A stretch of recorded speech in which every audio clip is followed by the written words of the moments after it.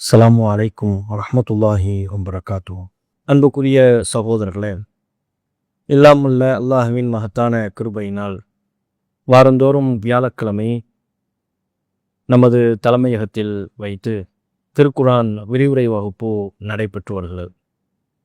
சூரா ஃபாத்திர் என்கிற அத்தியாயத்தினுடைய விரிவுரை வகுப்பினை தொடர்ச்சியாக நாம் நடத்தி வருகிறோம்.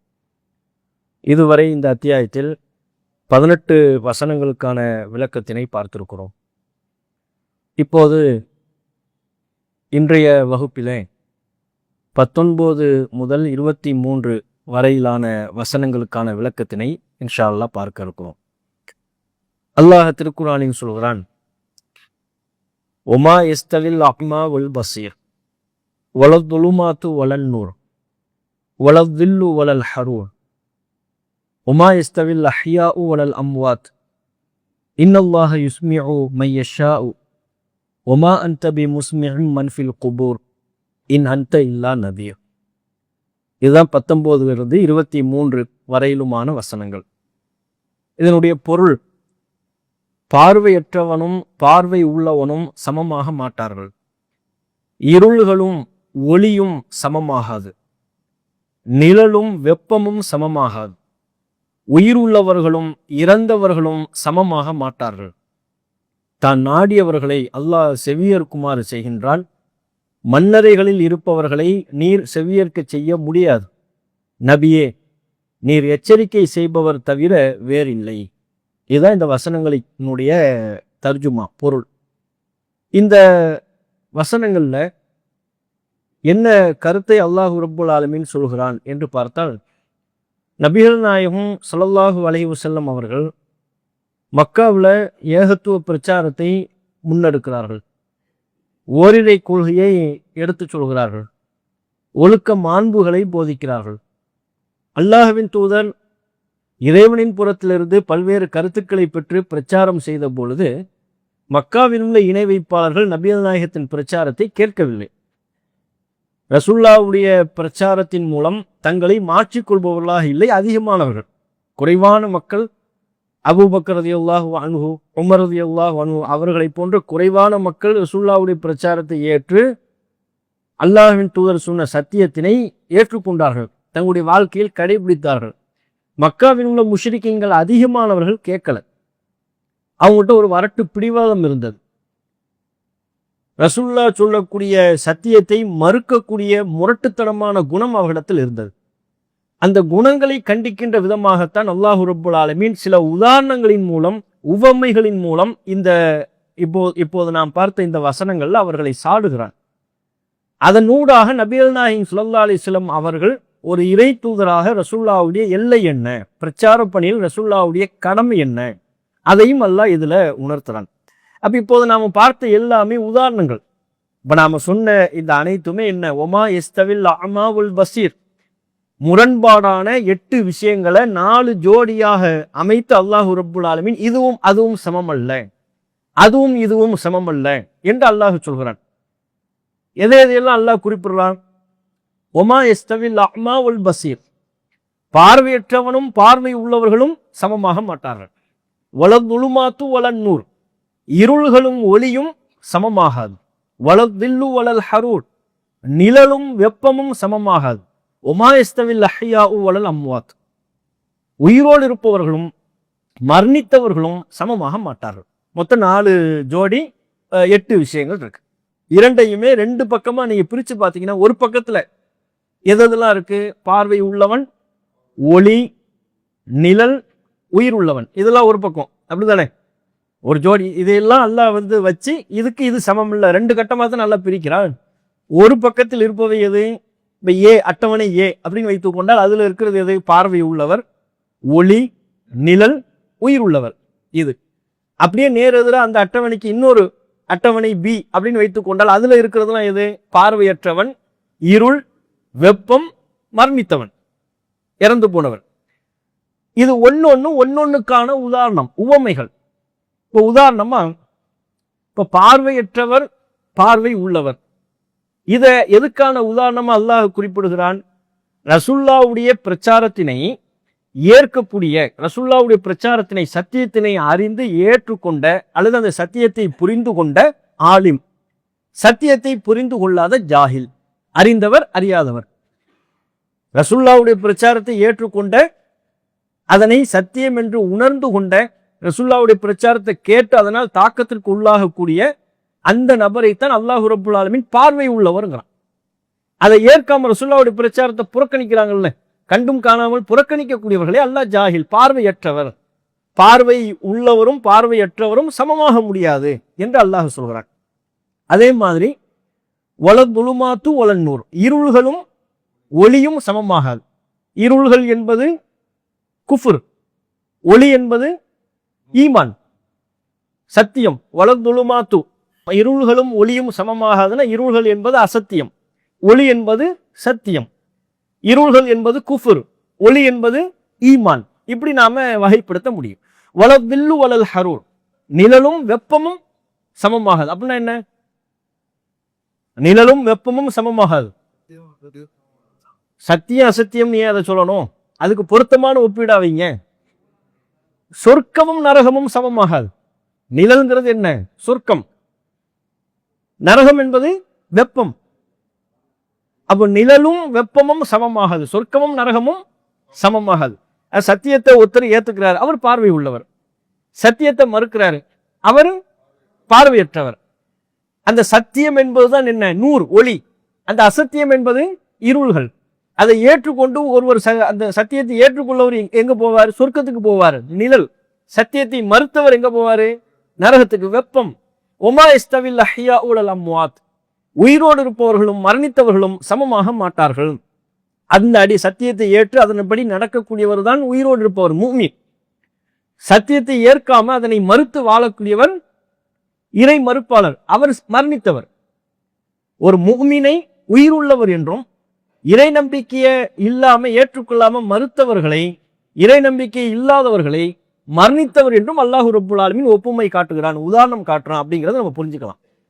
அப்ப இதுல முதலாவதா நம்ம எடுத்துக்கொள்ள வேண்டிய விஷயம், உமா இஸ்தவில் அமா உல் பசீர், பார்வையற்றவரும் பார்வை உள்ளவரும் சமமாக முடியாது. அல்லாஹ் ஏன் அதை பார்வையற்ற குணம்னு அல்லாஹ் சொல்றான்? சத்தியத்தை மறுப்பத பார்வையற்ற குணம், பார்வையற்ற ஒரு தன்மை அப்படின்னா குருட்டுத்தன்மை தான் அர்த்தம். குருட்டுத்தன்மை என்று அல்லாஹ் சொல்வதற்கு என்ன காரணம் அப்படின்னா, தெளிவா பார்வை உள்ளவன் என்ன செய்யணும்னா, சத்தியத்தை சத்தியமா ஏற்கணும், உண்மையை உண்மையா ஏற்கணும், பொய்ய பொய்யா பார்க்கணும். எது எது எப்படி இருக்கின்றதோ அது அது அப்படி பார்க்கக்கூடிய தன்மை தான் பார்வை உள்ளவர் செயல்படக்கூடிய ஒரு தன்மை. அப்போ சத்தியத்தை சத்தியம் என்று, ஹக்கை ஹக்கு என்று அறிந்து ஏற்றுக்கொள்ளக்கூடியவற்றை தான் தெளிவான பார்வை இருக்கு.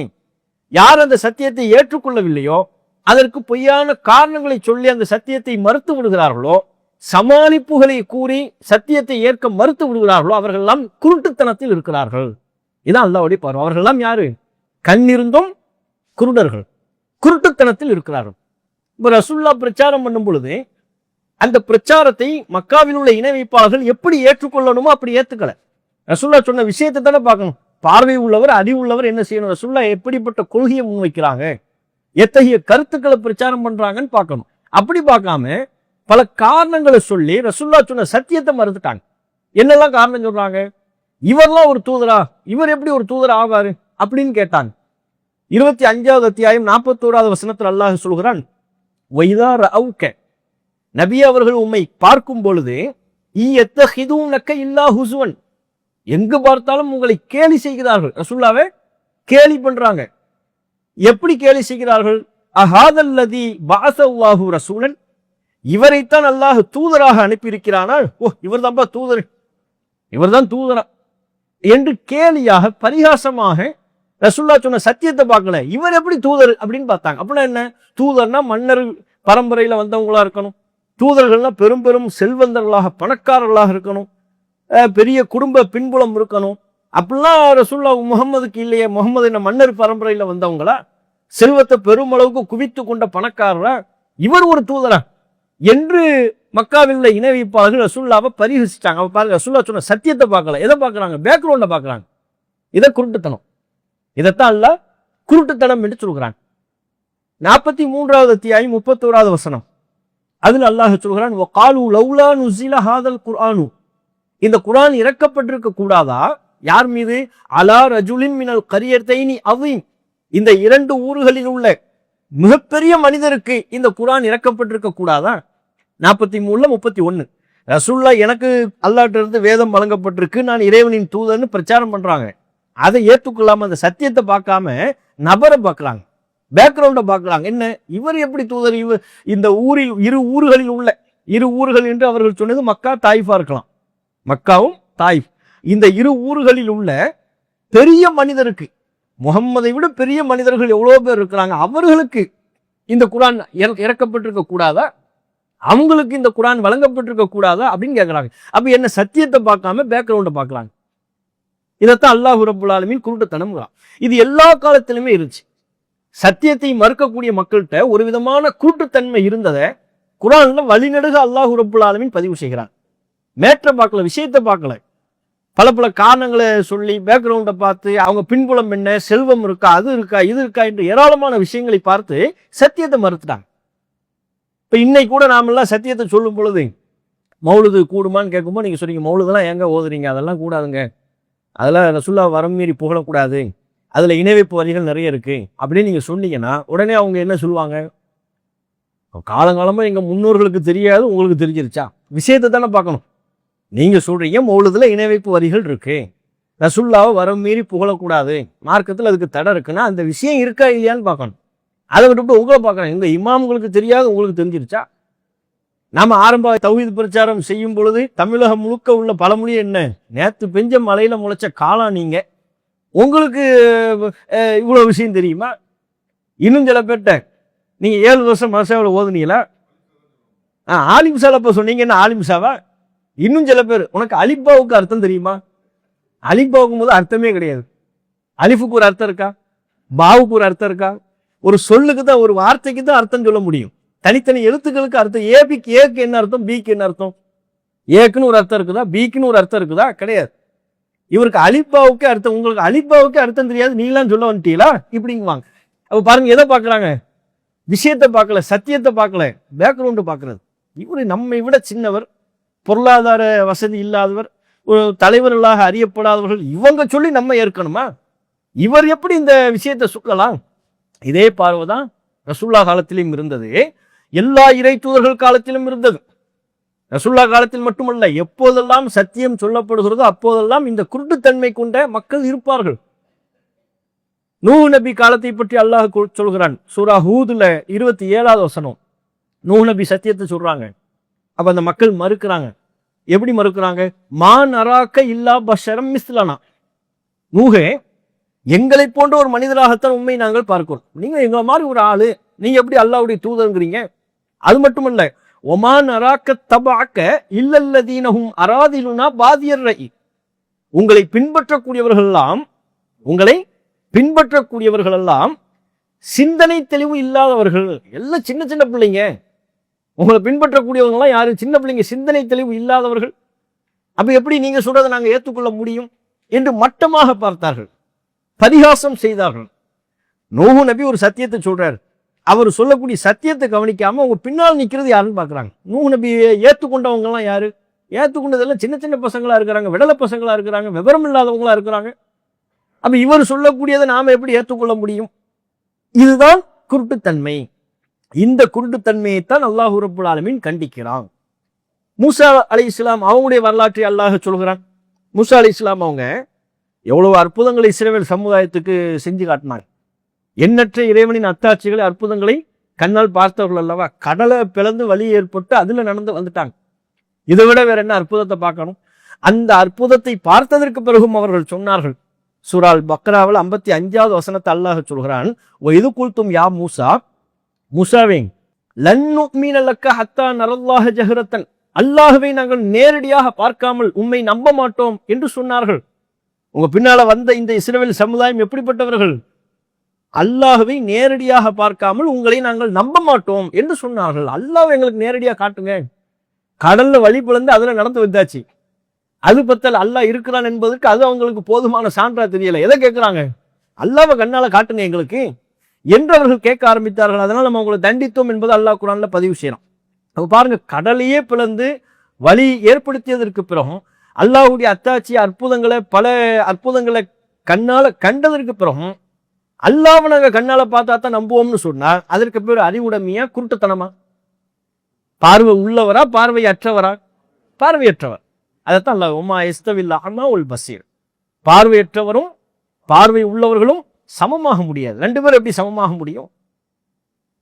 லூத் அலைஹிஸ்ஸலாம் அவங்களுடைய வரலாற்றை பற்றி அல்லாஹ் சொல்லும் பொழுது சூரா நம்ல் 27:56, லூத் அலைஹிஸ்ஸலாம் அவங்களுடைய சமுதாயத்தில் என்ன பிரச்சனை இருந்துச்சு?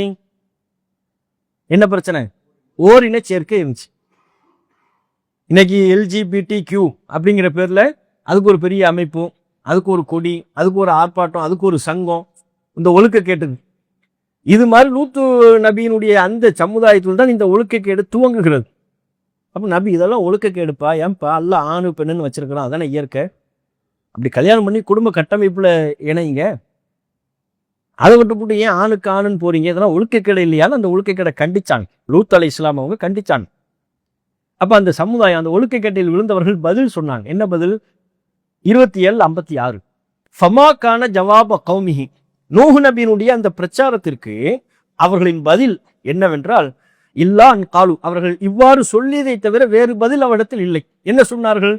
அஹ்ரிஜூ ஆல லூத்தி, லூத்தின் குடும்பத்தாரை வெளியேற்றி விடுங்கள், லூத்தின் குடும்பத்தாரை மின் கரியத்திக்கும், உங்கள் ஊரிலிருந்து வெளியேற்றி விடுங்கள், இன்னஹும் உனாசு யத்தத்தஹரூன், இவங்களாம் ரொம்ப தூய்மையானவர்கள், இவ்வளவு தூய்மையா இருந்தா இந்த ஊர்ல இருக்க வேண்டியதில்லை.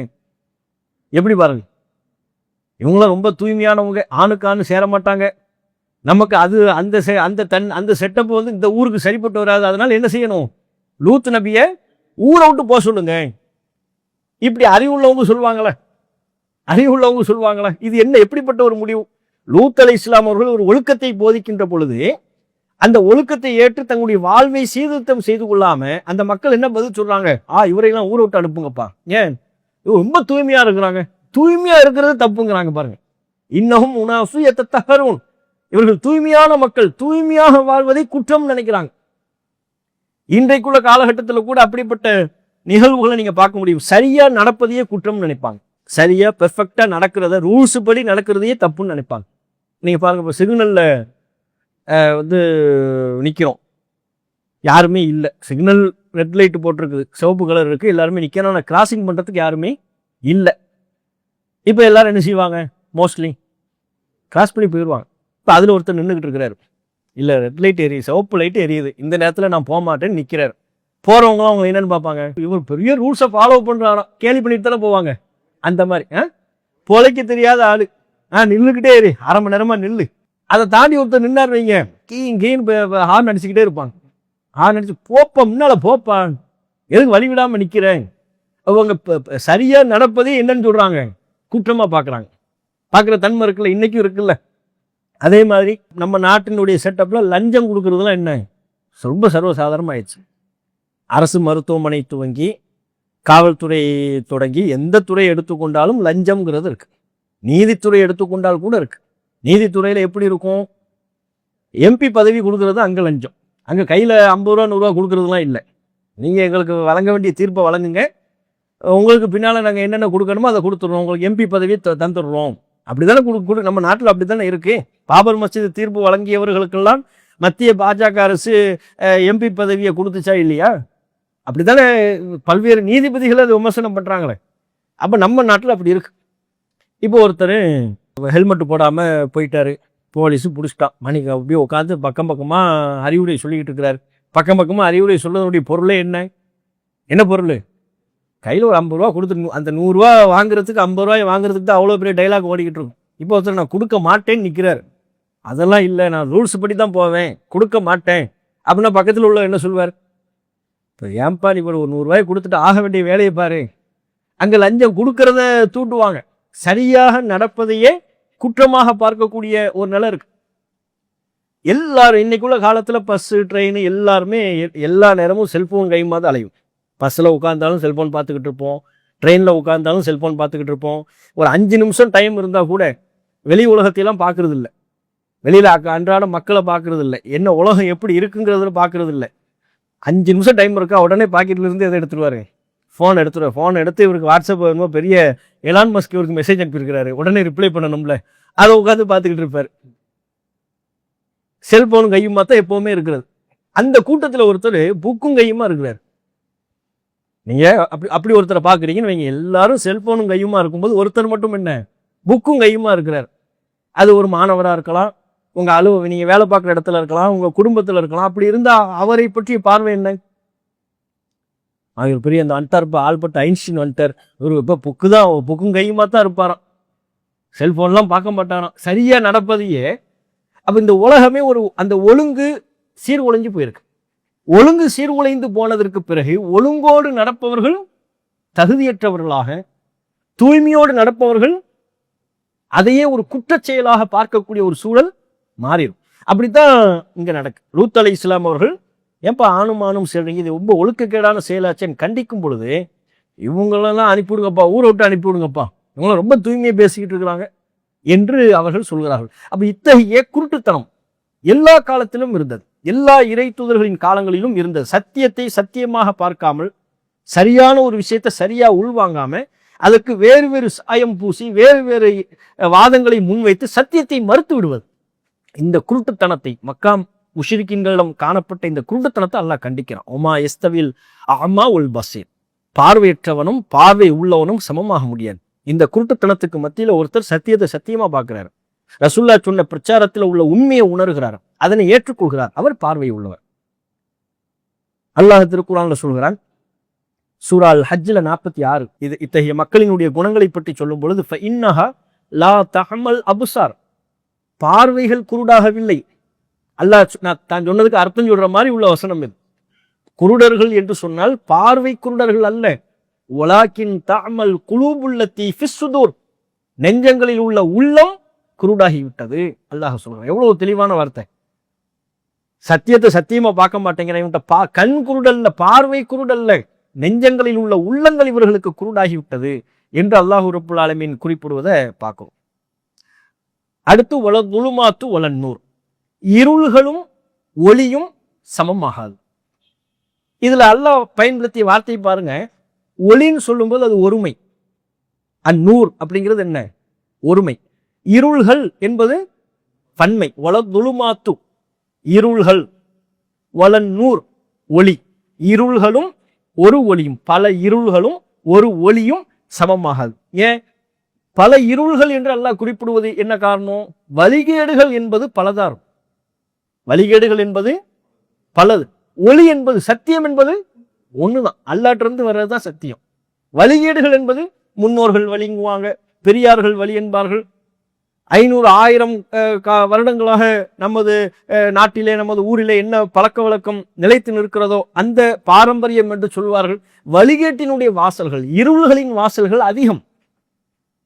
ஒளி என்பது ஒண்ணுதான், அல்லாஹ்விடமிருந்து வருவது, குர்ஆன் சுன்னா, அதுதான் ஒளி.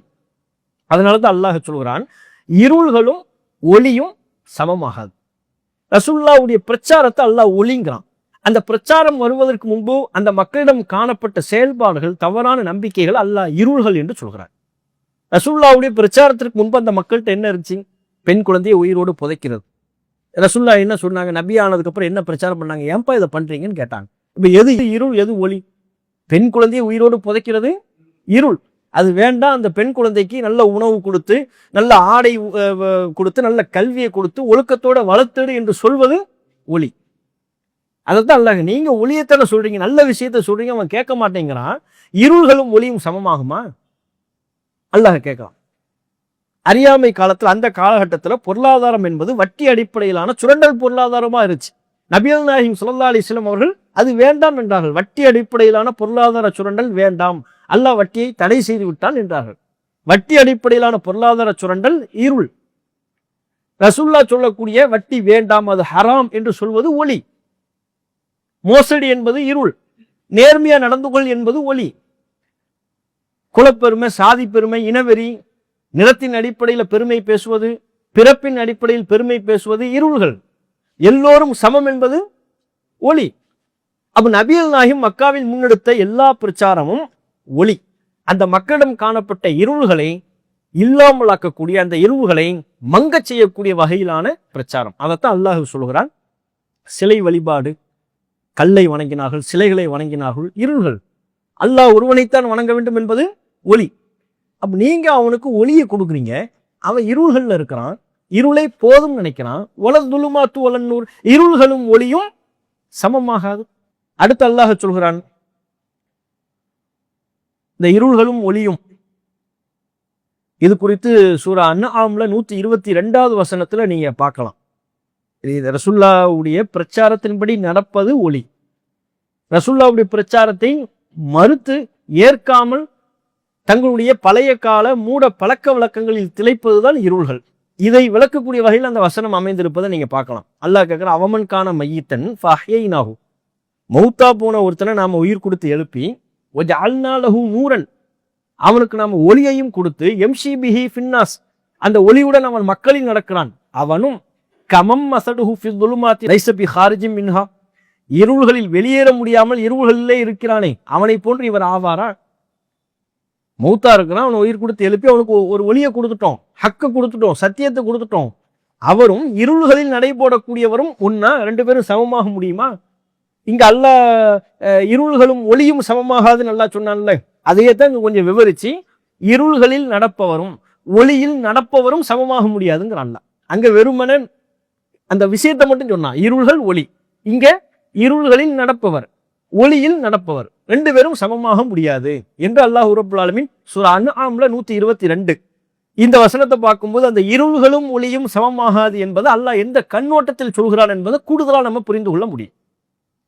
வலதில்லு வலல் ஹரூன், நிழலும் வெப்பமும் சமமாகாது. அல்லாஹ் நிழல் என்று சொல்லும் பொழுது சொர்க்கத்தை பற்றி அல்லாஹ் குறிப்பிடும் போதுதான் அதிகமா நிழல் என்று சொல்கிறான். இன்னல் முத்தகீன ஃபி ظிலாலின் வ உயூன், இறையச்சவாதிகள் நிழல்களில் இருப்பார்கள், நீரூற்றுகளில் இருப்பார்கள். அப்படின்னா எங்க சொர்க்கத்துல இருப்பாங்கன்னு சொல்லும் பொழுது சொர்க்கத்தில் உள்ள பல்வேறு இன்பங்களில் ஒன்றான நிழல்களை குறிப்பிட்டு அல்லாஹ் சொல்கிறான்.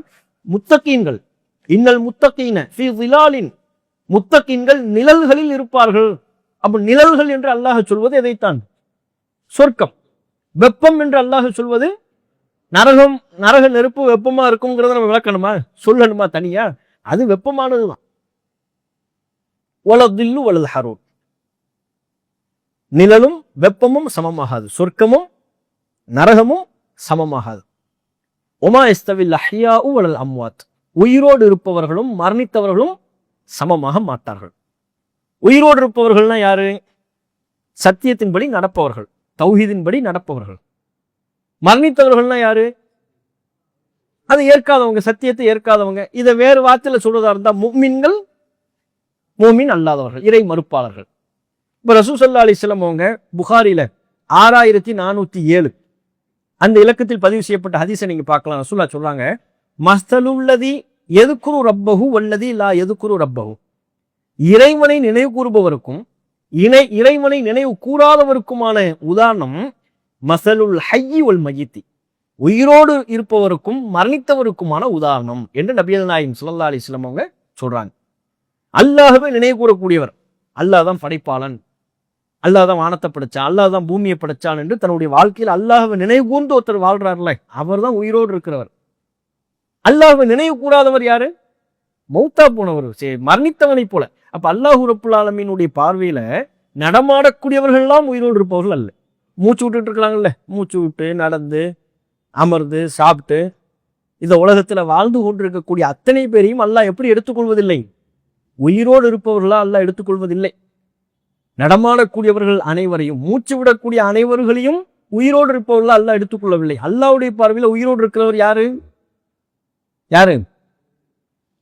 அல்லாஹ்வை நினைவு கூர்ந்து வாழக்கூடியவர்கள், அல்லாஹ்வை ஏற்று அவரை நினைவு கூர்ந்து வாழக்கூடியவர்கள் தான் உயிரோடு இருப்பவர்கள். யாரெல்லாம் தங்களுடைய வாழ்க்கையில சாப்பிட்றான், தூங்குறான், பொருளாதாரம் திரட்டுறான், அன்றாட வேலைகளில் ஈடுபடுறான், அல்லாஹ்வை நினைவு கூறுவதே இல்லையோ, படைத்த ஒருவன் இருக்கிறான், ஒரு ஹாலிக் இருக்கிறான், ஒரு ஃபாத்திர் இருக்கிறான், ஒரு படைப்பாளன் இருக்கிறான் என்பதை உணராமல் வாழ்கிறார்களோ அவர்கள் அனைவரும் மௌத்தா போனவங்களுக்கு சமம்.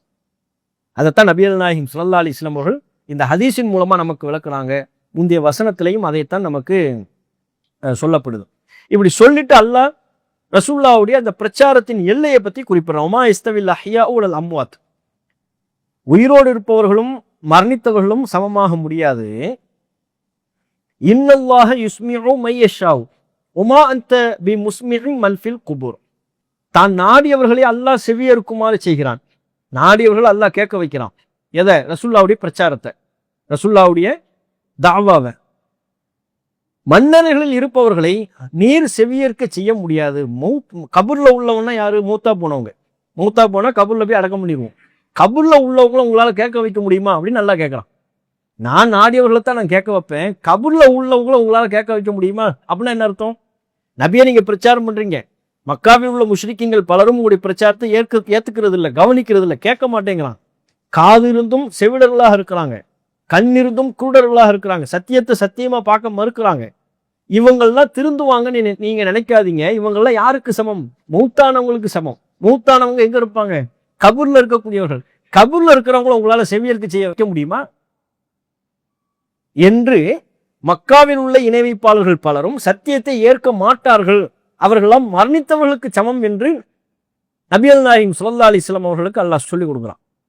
ரசூலுல்லாவுக்கு அவங்க மறுப்பை நீங்க ஒரு பெருசா பொருட்டா எடுத்துக்காதீங்க. உங்க பிரச்சாரத்தை கேட்காம நடந்து கொள்வதை நீங்க அதுக்காண்டிலாம் மனவேதனைக்கு ஆளாகாதீங்க. ரசூல் அப்படி கவலைப்பட்டாங்கல்ல, இவ்வளவு சொல்றோம் கேட்க மாட்டேங்கிறாங்க, இவ்வளவு சொல்றோம் நம்ம பிரச்சாரத்துக்கு கட்டுப்பட மாட்டேங்கிறாங்க, கவனிக்க மாட்டேங்கிறாங்கிற ஒரு கவலை ரசூலுல்லாவுடைய உள்ளத்தில் இருந்தது. அந்த கவலையை போக்கும் விதமாகத்தான் நீங்க நினைச்சவங்கெல்லாம் கேட்டுருவானா, கேட்க வைக்கிறது ஏன் வேலை. மௌத்தானவனெல்லாம் உங்களால ஒன்றும் கேட்க வைக்க முடியாது. அவனெல்லாம் கபூர்ல உள்ளவனுக்கு சமம். கபூர்ல உள்ள அடக்கம் செய்யப்பட்டிருக்கிறவட்ட போய் மணிக்கணக்காக நம்ம தத்துவம் பேசுனா அவங்க விளங்கிடுவார், அந்த தத்துவத்தை விளங்கிடுவாங்களா? அவர்கள் கேட்க மாட்டார்கள், செவிமடுக்க மாட்டார்கள், மரணித்தவர்களுக்கு சமம் என்று அல்லாஹ் சொல்கிறான். அப்ப இந்த கருத்தை குர்ஆன்ல அல்லாஹ் தெளிவுபடுத்துறான். நீங்க பாருங்க, ஒருத்தர் எடுங்க 27வது அத்தியாயம் 80-81. முஸ்தாக் பாய் நீங்க எடுங்க 27ல 80-81. இன்னொருத்தர் சூரா அர்-ரூம் 30ல 52-53. இன்னொருத்தர் எடுங்க சூரா அர்-ரூம் 30ல 52-53. எடுத்துட்டீங்களா? ரெண்டு பேரும் சேமா படிங்க பாருங்க. அவரு ஒரு அத்தியாயம் படிக்கிறாரு, சூரா நம்ல் 27ல 80-81. இவர் இன்னொரு அத்தியாயம் படிக்கிறாரு, சூரா ரூம் 30ல 52-53. ரெண்டு பேரும் சேமா படிங்க. முடியாது. ரெண்டுமே ஒரே கருத்து, டிட்டோவா இருக்கும். ரெண்டுமே டிட்டோவா இருக்கும், ஒரு சேஞ்ச் கூட இருக்காது.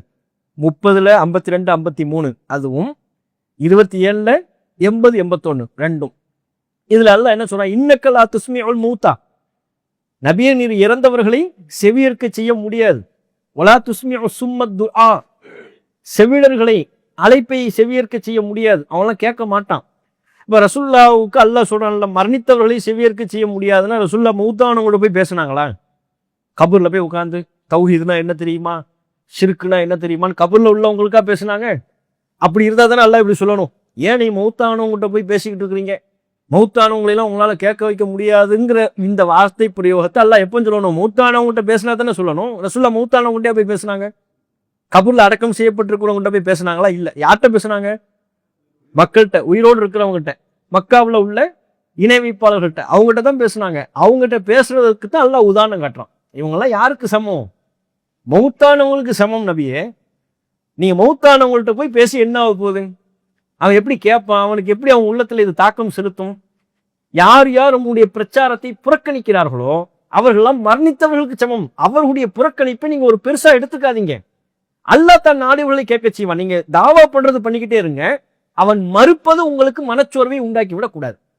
அவன் மறுப்பது உங்களுக்கு மனச்சோர்வை உண்டாக்கி விடக்கூடாது. நீங்கள் தாவா செய்ய செய்ய அல்லாஹ் தன் நாடியவர்களை செவியேற்க செய்வான். நாடியவர்கள் உங்க பிரச்சாரத்தை கேட்பாங்க, அவன் திருந்துவான். புறக்கணிச்சுட்டு போறவனை நீங்க பொருட்டா எடுத்துக்கொள்ளாதீர்கள், அதனால் மனவேதனைக்கு ஆளாகாதீர்கள் என்பதைத்தான் இந்த வசனங்களினூடாகவும் சொல்கிறான். அப்ப இதுல பல விஷயங்கள் இருக்கு. பிரச்சார களத்தில் இருப்பவர்கள் மக்கள் புறக்கணிப்பை ஒரு பொருட்டாகவே எடுத்துக்கொள்ள கூடாது என்கிற பாடம், மிக முக்கியமான பாடம் இதுல இருக்கு.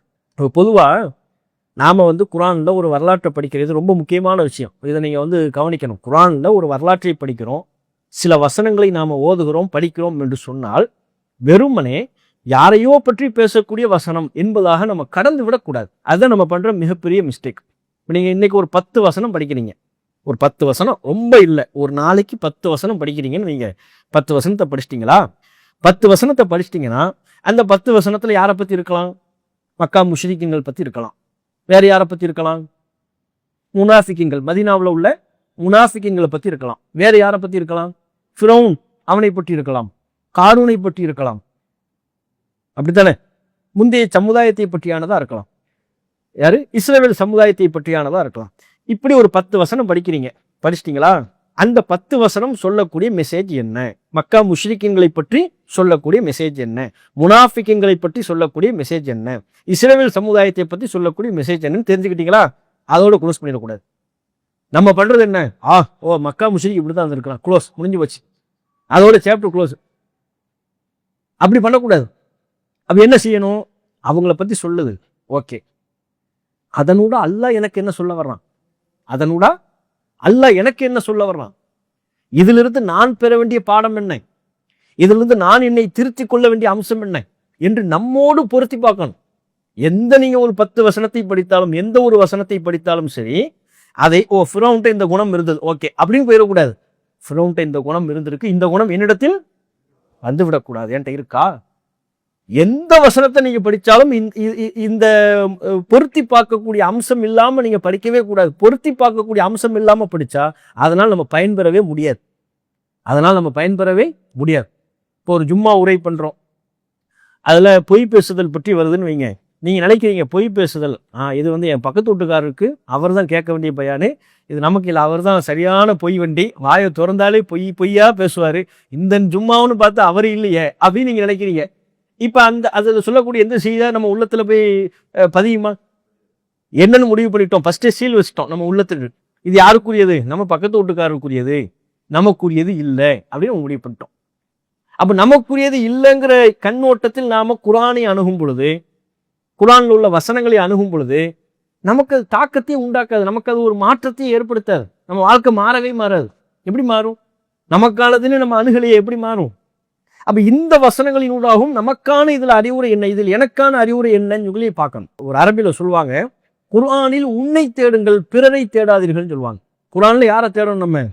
நம்மளை தேடணும். குர்ஆனை படிக்கும்போது எனக்கு இதுல என்ன இருக்கு, என்னை பத்தி இதுல என்ன சொல்லுது, இந்த அம்சங்கள் எண்ணத்தில் உண்டா? இப்லீஸ் சஜிதா செய்ய மறுத்தான், ஆதம் அலைஹிஸ்ஸலாம் அவர்களுக்கு சஜிதா செய்ய மறுத்தான். அதோட க்ளோஸ் பண்ணிடக்கூடாது. எதனால மறுத்தான்? கிபுர், ஆணவம், பெருமை. அந்த பெருமை ஏன்ட்ட இருக்கா? ஃபிரௌன் தன்னை இறைவன் என்று சொன்னான், எதனால? அதே ஆணவம், அதே பெருமை. அந்த பெருமை என்னிடத்துல இருக்கா?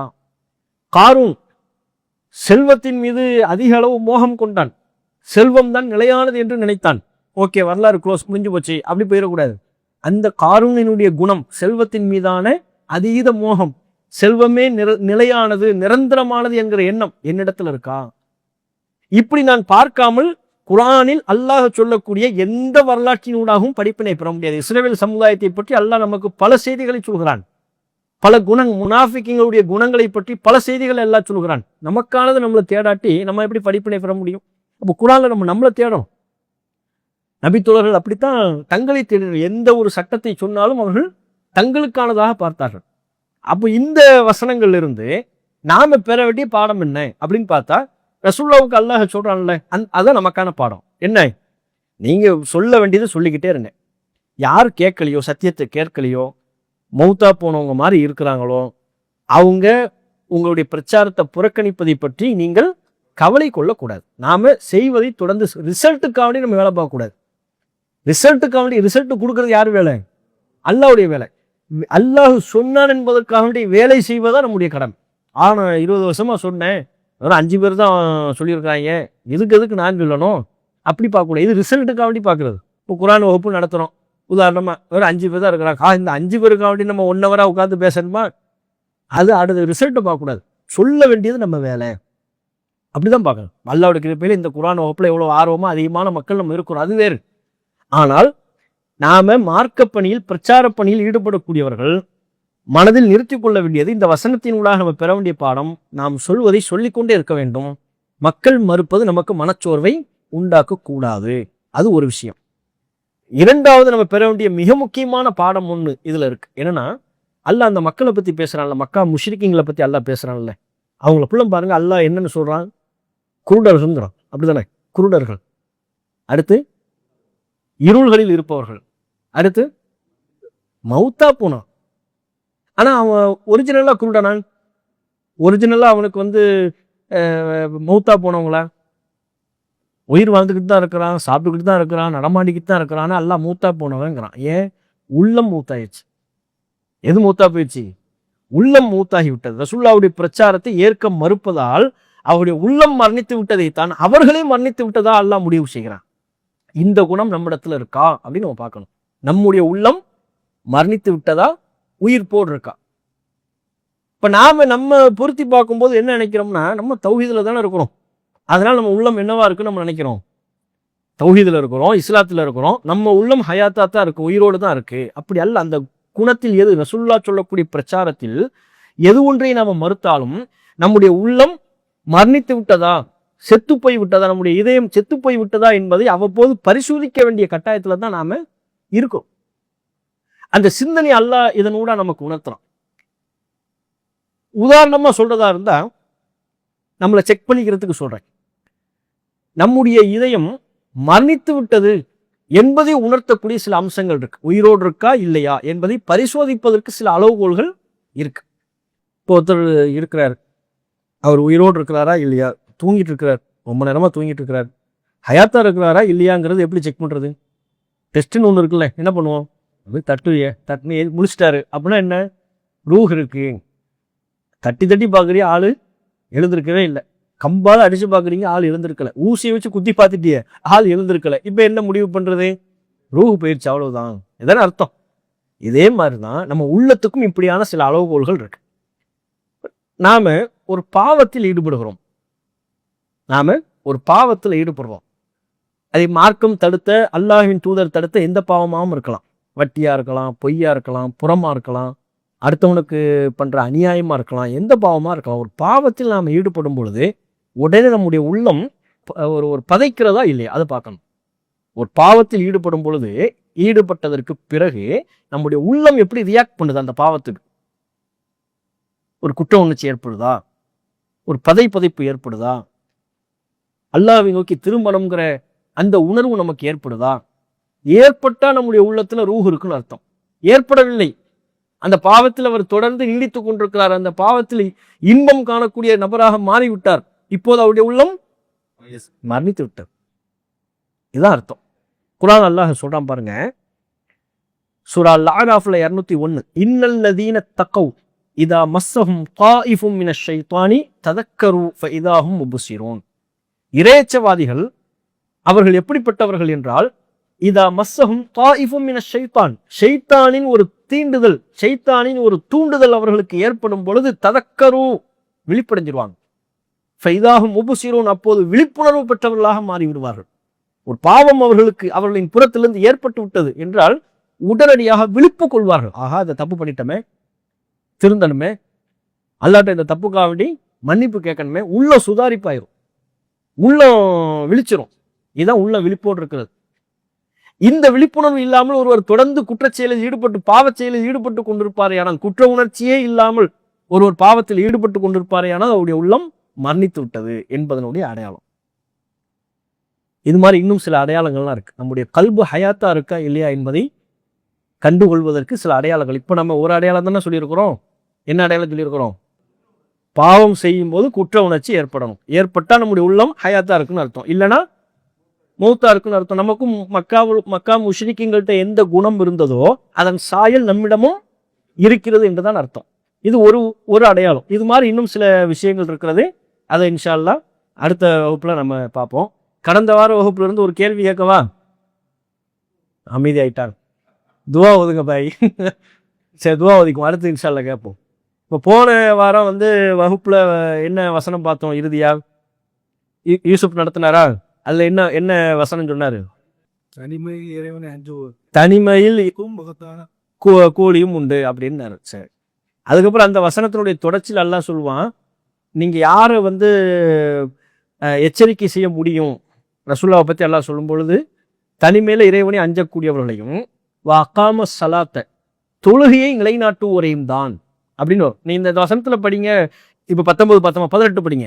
இறைவனுக்கு அஞ்சி தொழுகையை நிலைநிறுத்துவோரை தான் உம்மால் எச்சரிக்கை செய்ய முடியும். அவ்வளவுதான். இறைவனுக்கு அஞ்சி தொழுகையை நிலைநிறுத்துவோரை தான் உம்மால் எச்சரிக்கை செய்ய முடியும். இறைவனுக்கு அஞ்சி, அது ஓகே. அதுல பல வணக்க வழிபாடுகள் இருக்கு. ஆனா அதுல அல்லாஹ் சொல்வது எந்த வணக்க வழிபாட்டை மட்டும் எடுக்கிறான்? தொழுகையை மட்டும் எடுக்கிறான். இறைவனுக்கு அஞ்சி ஹஜ் செய்பவரைத்தான் நீங்கள் எச்சரிக்கை செய்ய முடியும்னு இல்லை. இறைவனுக்கு அஞ்சி நோன்பு வைப்பவரைத்தான் உம்மால் எச்சரிக்கை செய்ய முடியும்னு இல்லை. இறைவனுக்கு அஞ்சி ஜக்காத்து கொடுப்பவர்களைத்தான் நீங்கள் எச்சரிக்கை செய்ய முடியும்னு இல்லை. இறைவனுக்கு அஞ்சி தொழுகை நிலைநாட்டுபவரைத்தான் உம்மால் எச்சரிக்கை செய்ய முடியும்ங்கிறான். ஏன் சொல்றான்? அந்த ரெண்டுக்குமான பொருத்தம் என்ன? அதுக்கு என்ன காரணம்னா, இறைவனை அஞ்சக்கூடிய அம்சம் எல்லா வணக்க வழிபாட்டிலையும் இருக்கு. அதிகமாக இருப்பது எதுல? தொழுகையில. இப்ப நோன்பு எப்போ வைப்போம்? நம்ம வருஷத்துக்கு ஒருக்க அந்த ஒரு மாசம் நோன்பு, அதுல கஞ்சி சாப்பிட்றதுக்கே நமக்கு கரெக்டா இருக்கும். சஹர் சாப்பிட்றதும் கஞ்சி சாப்பிட்றதுமே கரெக்டா இருக்கும். ஹஜ்ஜி எப்போ போவோம்? நம்ம வசதி, பொருளாதார வசதி வாய்ப்பு இருந்தால் தன் வாழ்நாள்ல ஒரு முறை, அதிகபட்சம் 2 முறை போவார், அவ்வளவுதான். ஜக்காத்து யார் கொடுப்போம்? பொருளாதார வசதி பெற்றவர்கள் 24 மணி நேரமும் கொடுத்துட்டு இருப்பாரா? அது ஒரு நேரம். ஆனா தொழுகை என்பது ஒரு நாளைக்கு 5 வேளை தொழுகணும். அப்போ ஒரு மனிதன் அதிகமாக அல்லாஹ்வை நினைவு கூறுவதற்குரிய அம்சம் எதுல தான் இருக்கு? தொழுகையில தான் இருக்கு. இறைவனின் அச்சத்தை அவன் உயிர்ப்போடு வைத்துக் கொள்ளக்கூடிய அம்சம் எதுல இருக்கு? தொழுகையில இருக்கு. அதனால தான் அல்லாஹ் சொல்கிறான், நீங்கள் மறைவில் இறைவனை அஞ்சக்கூடியவர்களையும் தொழுகை நிலைநாட்டக்கூடியவர்களையும் தான் எச்சரிக்கை செய்ய முடியும். அவர்கள் தான் இந்த சத்தியத்திலிருந்து பயன்பெறுவார்கள். சரியா? சரி, இது போன வசனத்தினுடைய ஒரு சின்ன விளக்கம். இன்ஷா அல்லாஹ் இதனுடைய தொடர்ச்சி அடுத்த வாரம் வகுப்புல பார்ப்போம். வாஹிர் தாவானா அல்ஹம்துலில்லாஹி ரப்பில் ஆலமீன். அஸ்ஸலாமு அலைக்கும் வரஹ்மத்துல்லாஹி வபரகாத்துஹு. அல்லாஹு அக்பர், அல்லாஹு அக்பர்.